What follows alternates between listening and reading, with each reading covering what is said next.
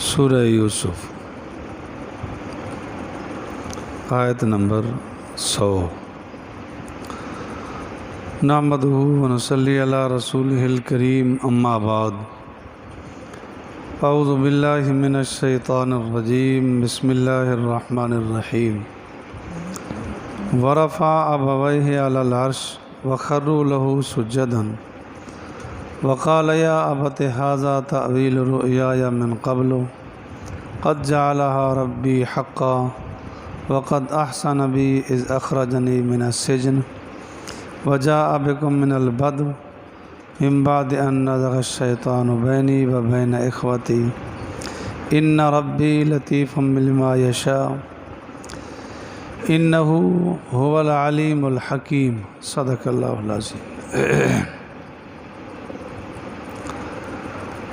یعقوب علیہ السلام خاندان سمیت یوسف علیہ السلام کے پاس پہنچے، استقبال کیا گیا، اکرام کیا گیا، جو ان کے لیے مقام خاص بنایا تھا، پھر ان کو لے گئے۔ ورفع ابویہ علی العرش، اپنے ماں باپ کو تخت پر بٹھایا۔ حقیقی ماں تھی یا جیسے راج قول ہے کہ خالہ تھی، ان کو جا بٹھایا۔ خواب دیکھا تھا یوسف علیہ السلام نے کہ 11 ستارے، سورج اور چاند مجھے سجدہ کر رہے۔ اب وہ خواب سچا ہوا۔ یعقوب علیہ السلام بھی، ان کی اہلیہ بھی، اور 11 بھائی اس کے یوسف علیہ السلام کے سب سجدے میں گرے۔ یہ بات یاد رکھنے کی ہے کہ سجدہ عبادت کسی نبی کی شریعت میں غیر اللہ کے لیے جائز نہیں ہوا۔ سجدہ عبادت غیر اللہ کے لیے جائز نہیں ہے۔ حدیث پاک میں آتا ہے، حضرت قیس بن سعد رضی اللہ تعالیٰ عنہ عراق مقام حرا میں تشریف لے گئے۔ وہاں دیکھا کہ لوگ اپنے سردار کو سجدہ کر رہے، تو آپ علیہ السلام کی خدمت میں آ کر عرض کیا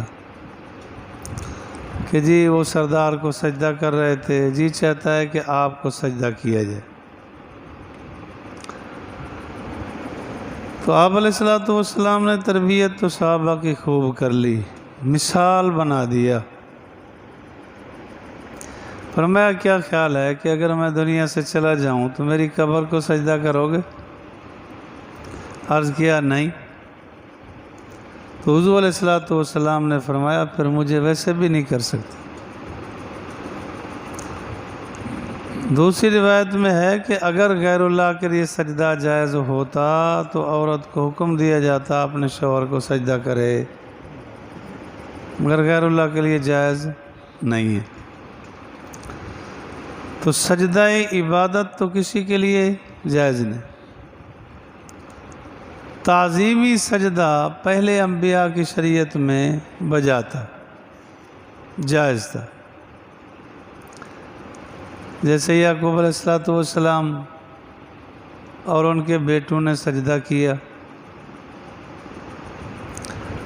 حضرت آدم علیہ السلام کو سجدہ کیا گیا، تو حضور علیہ السلام نے فرمایا کہ میری شریعت میں سجدہ تعظیمی بھی جائز نہیں۔ سجدہ نام ہے پیشانی کو ٹکا دینے کا، زمین پر ٹکا دینے کا نام، اس کا نام سجدہ ہے۔ نماز میں آپ نے پیشانی زمین پہ ٹکا دی، تسبیح پڑھنا بھول گئے، کسی عالم سے پوچھیں گے کہ سجدہ ہوا نہیں ہوا، وہ کہیں گے ہو گیا۔ سنت رہ گئی، سبحان ربی الاعلیٰ 3 دفعہ سنت ہے، اس سے زیادہ پڑھنا مستحب ہے، تو سجدہ تو ہو جائے گا۔ تو اسی طرح اگر کسی جھنڈی گڈی کے سامنے بھی اگر پیشانی جھکا دی، بس سجدہ ہو گیا۔ کچھ تسبیح پڑھی یا نہیں پڑھی،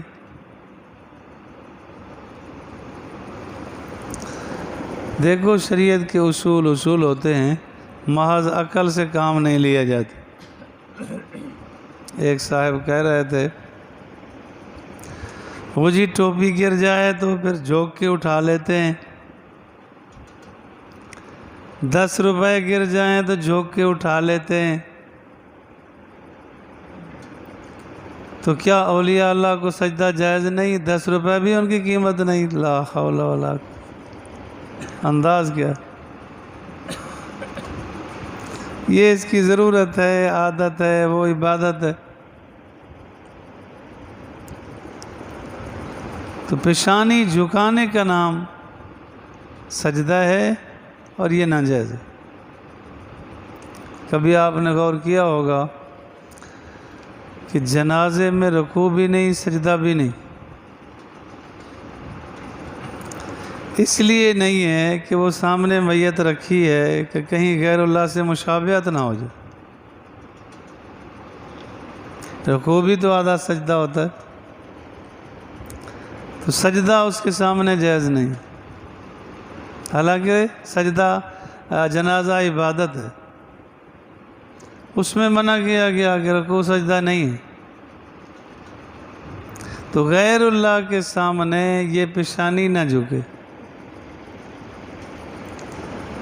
استاد کو، کسی بزرگ پیر مرشد کو ملنا چاہتے ہیں، ٹھیک ہے، گھٹنے ٹکا دیں، ذرا پیشانی نہ جھکے، اس کو بچایا جائے۔ تو ان کی شریعت میں سجدہ تعظیمی جائز تھا، وہ سجدہ کرنے لگے تو خواب کی تکمیل ہوئی، وَخَرُّوا لَهُ سُجَّدًا، اور وہ گرے اس کے لیے سجدہ کرتے۔ یوسف علیہ السلام کو سجدہ کیا، حکم اللہ تعالیٰ کا، خواب ہے، نبی کا خواب وہی ہوا کرتا ہے۔ وَقَالَ يَا أَبَتِ هَذَا تَأْوِيلُ رُؤْيَايَ، کہنے لگے، فرمایا اے میرے باپ، یہ میرے خواب کی تعبیر ہے جو میں نے دیکھا تھا، من قبل،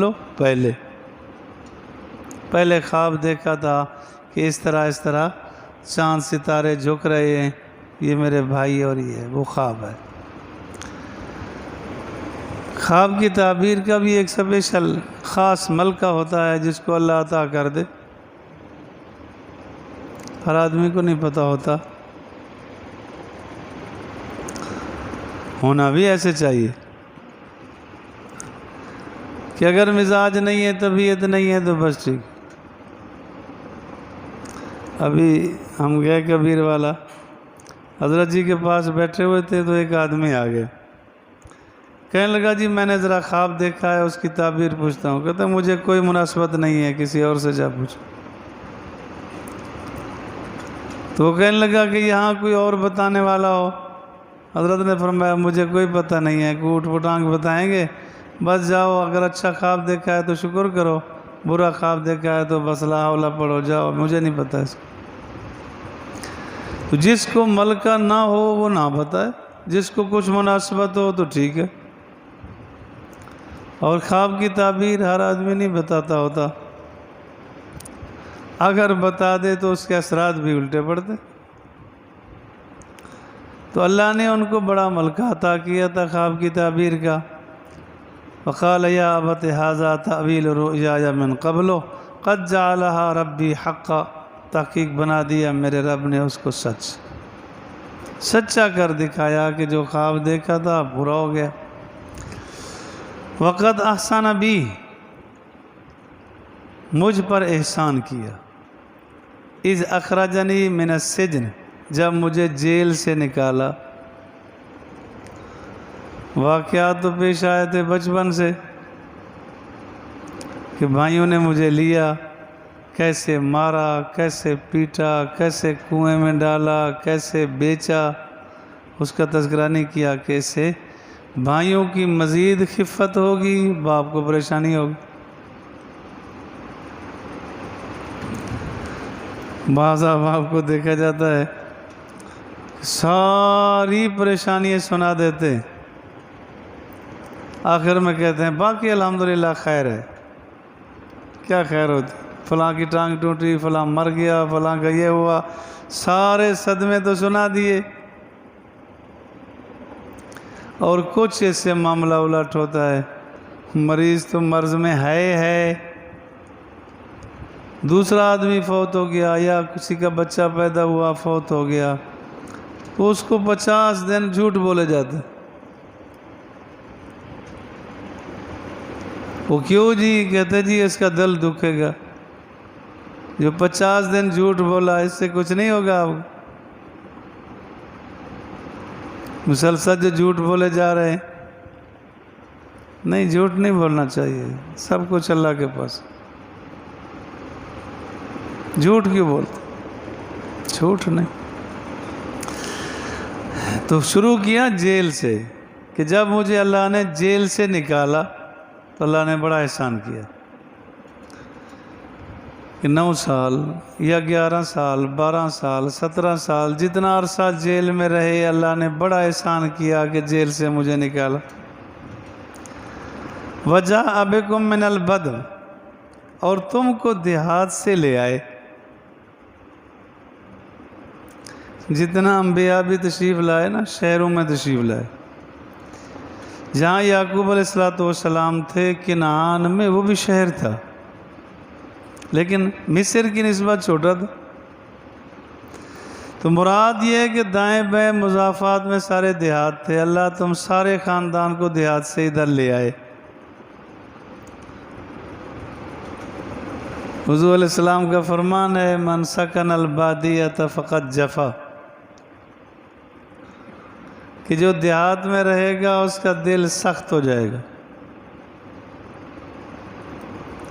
حدیث پاک میں آتا ہے کہ جو آدمی، حضور نے فرمایا، بکریوں کے ساتھ رہتا ہے اس کا دل نرم ہوتا ہے، اور جو اونٹوں کے ساتھ رہتا ہے اس کا دل سخت ہوتا ہے۔ اس سے معلوم ہوتا ہے کہ صحبت کے اثرات پڑتے ہیں۔ اونٹوں کے ساتھ رہنے والے کا دل سخت ہوتا ہے، بکری میں رہنے والا، بکریوں والا، وہ نرم دل ہوتا ہے۔ تو دیہات میں چونکہ علماء صلحاء سے ملاقات بہت کم رہتی، اللہ ماشاءاللہ کبھی کوئی گیا، تو جتنا ملاقات علماء صلحاء سے کم رہے گی اتنا ہی دل سخت رہے گا، دین سے دور رہے گا۔ اب مثلاً یہاں ہیں، ہم جتنا شکر ادا کریں اتنا کم ہے کہ نہ چاہتے ہوئے بھی کوئی نہ کوئی بزرگ آ گیا، ہم نے زیارت کر لی۔ کتنا لوگ ہیں کہ نفلیں پڑھی کہ یا اللہ فلاں بزرگ کو لے آؤ میں زیارت کروں۔ باقی کرامات الاولیاء حق، اولیاء اللہ کی کرامات بھی حق ہوتی ہیں۔ مجھے ذہن میں آیا مولانا بشیر صاحب حصاری رحمۃ اللہ علیہ، یہ بھی حصاروی نہیں حصاری ہے، حصار مقام تھا جہاں سے تشریف لائے تھے۔ تو وہ فرما رہے تھے کہ ایک مرتبہ میرے والد صاحب احمد خان صاحب بیمار تھے، بڑے اللہ والے تھے، دیوبند کے فاضل شیخ الہند رحمۃ اللہ علیہ کے متعلقین میں سے چھوٹا موٹا آدمی تو نہیں تھا، بیمار تھے خاصے۔ تو ایک دن فرمائے لگے کہ جی چاہتا ہے کہ مولانا یوسف بن نوری کی زیارت کروں، مفتی شفیع کی زیارت کروں۔ اب وہ کراچی میں، یہ بیمار تھے، علیل تھے۔ یکایک کیا پتہ چلا کہ اگلے دن مفتی شفیع صاحب بھی، بن نوری صاحب بھی یہاں رحیم یار خان میں پہنچے۔ کیا ہوا؟ لغاری صاحب کے ہاں آئے، پھر اس کے بعد مفتی شفیع صاحب سرلا ٹاؤن میں چلے گئے، بن نوری صاحب ادھر تشریف لے آئے۔ فرمانے لگے ہم نے مشورہ کیا ہے کہ 15 دن پنجاب کا دورہ کریں، تو ہم وہاں سے چلے تو لغاری صاحب کے یہاں گئے، تو اس کے بعد یہاں رحیم خان میں پھر آپ کے پاس آ گئے، احمد خان صاحب سے ملے، اگلے دن کہنے لگے چھوڑو یار آگے نہیں جاتے، واپس جاتے۔ یہ ان کی کرامت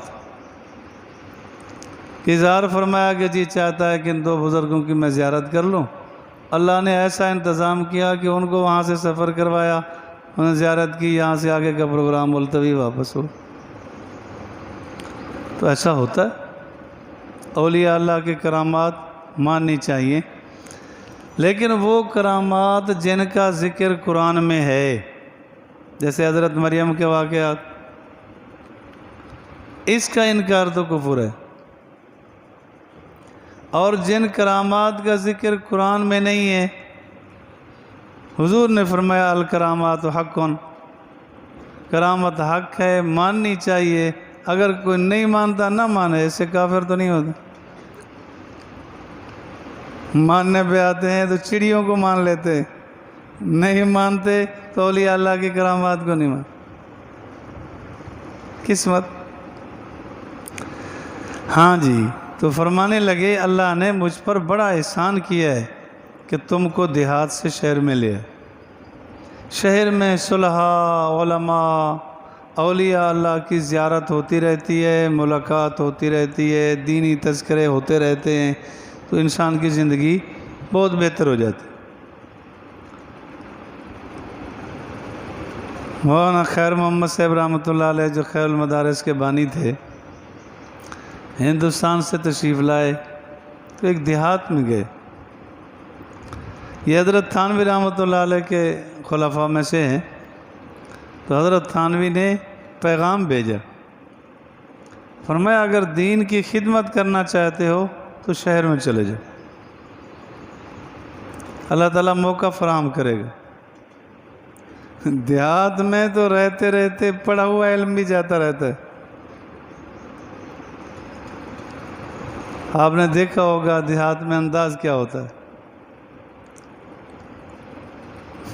نہ کوئی مولوی ماننے کے لیے تیار ہوتا ہے، نہ اس کے مسئلے کو کوئی اہمیت دیتے۔ ہمارے بزرگوں میں ہیں مولانا عبدالحکیم صاحب، وہ بھی سنا رہے تھے کہ حضرت بن نوری رحمۃ اللہ علیہ کے پاس، مولانا یوسف بن نوری رحمۃ اللہ علیہ، ان کے پاس جب ہم نے دورہ حدیث کیا، بخاری شریف کا آخری سبق فرما رہے تھے، تو فرمانے لگے کہ نوجوانوں میری بات یاد رکھنا، اگر کسی کے اندر دین پڑھانے کی خدمت ہے یا استعداد اور صلاحیت ہے تو پڑھائے، اگر صلاحیت نہیں ہے پڑھانے کی پھر نہ کوشش کرے، دین کے کسی اور شعبے میں کام کرے، اس سے وہ بدنامی کے سبب بنے گا۔ اور دوسری یہ نصیحت فرمائی کہ اگر تم دین کی خدمت کرنا چاہتے ہو شہر میں رہنا۔ مولانا عبدالحکیم سے فرما رہے تھے کہ میں سوچ رہا تھا کہ جی ضرورت تو زیادہ دیہات میں ہے، وہاں سے جب آئے کئی سال پھر دین پشری میں پڑھایا، میاں زبیر احمد صاحب رحمۃ اللہ علیہ ان کے شاگردوں میں، پھر ظاہر پیر مولانا منظور احمد صاحب کے پاس پڑھاتے رہے 6-7 سال۔ پھر وہ فرما رہے تھے کہ بھی علاقے میں مجھے کہا گیا، پلو شاہ ہے، کہ مجھے کہا گیا کہ آؤ جی زمین دیتے ہیں آپ وہاں مسجد بنائیں، تو میں نے وہاں مسجد بنائی، پھر وہاں کام شروع کیا، تو 50-60 سال وہاں کام کیا، سب کچھ پڑھایا بھول گیا، قرآن تو میں نے پڑھایا کرتا،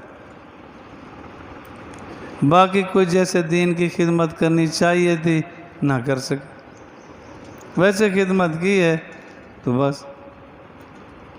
اب ان کے ساتھ حشر بھی بڑا عجیب سا ہوا، قابل رحم ہے کہ 65 سال 60 سال انہوں نے وہاں دین کی خدمت کی، قرآن پڑھایا، بچے پڑھائے، دادے نے مثلا زمین دی تھی، پوتے نے دھکے دے کے نکال دیا کہ چلو زمین تو ہماری ملکیت ہے، تم یہاں کیا پڑھتے ہو؟ آپ وہ تقریباً غیر آباد جگہ پڑھی ہے، مسجد تو ہے ہی۔ یہ سلوک ہوتا ہے کبھی۔ تو بہرحال فرما رہے ہیں کہ اللہ نے مجھ پر احسان کیا ہے وجاء بکم من البد، تو کہ تم کو دیہات سے لے آیا من بعد اس کے کہ ان نزغ الشیطان بینی و بین اخوتی، کہ میرے اور میرے بھائیوں کے درمیان شیطان نے عداوت ڈال دی تھی۔ بھائیوں پہ الزام نہیں لگایا، شیطان پہ لگایا کہ شیطان نے گڑبڑ کی اور ہمارے ساتھ یہ ہوتا رہا۔ ان ربی لطیف، بے شک میرا رب باریک بین ہے لما یشاء، جس کے لیے چاہتا ہے وہ قادر مطلق۔ وہ کیا تھا بادشاہ بنا دی، وہ اس کو پتہ ہے۔ مولانا سرفراز خان صاحب فرما رہے تھے کہ اگر کسی آدمی کی نا شادی یا کوئی ایسا مرحلہ نہ ہو رہا ہو تو اللہ تعالیٰ کے ناموں میں سے لطیف ہے کہ اس کو پڑھے، یا رحیم ہو یا کریم ہو یا لطیف، تو اللہ اس کی مشکلات حل کر دے گا۔ انہو هو العلیم الحکیم، بے شک وہ علیم اور حکمت والے، جاننے والے، حکمت والے ہیں۔ اللہ مجھے اور آپ کو فہم قرآن نصیب فرمائے، فہم حدیث نصیب فرمائے، اتباع سنت، اتباع شریعت نصیب۔